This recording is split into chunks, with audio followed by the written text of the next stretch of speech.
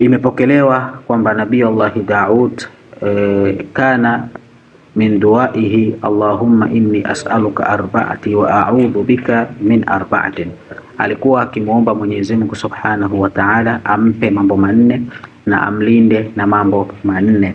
Miongoni mwa hayo manne alikuwa Nabii Allah Daud alayhi salam akimuomba Mwenyezi Mungu Subhanahu wa Ta'ala, anasema fa inni as'aluka lisanan dhakiran, mimi ninakuomba ulimi ambao utakuwa ni wenye kukukumbuka, wa qalban shakiran, na moyo wenye kushukuru zile neema mbalimbali ambazo umeupatia, wa badanan sabiran, na mwili wenye kuwa na subira, zawjatan tu'inuni fi dunyaya wa akhirati, na unipe mke aliyekuwa mwema ambaye atanisaidia katika kutekeleza mambo yangu mbalimbali ya kidunia na katika mambo yangu mengi ya akhira.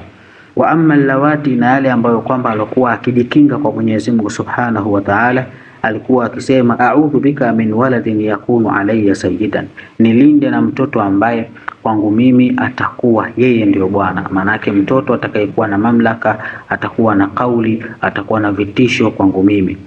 Wa min imra'atin tushayibuni qabla waqti almashibi, na unilinde na yule mwanamke ambaye atakayenipa mvi kabla ya ule wakati wa kutoka mvi.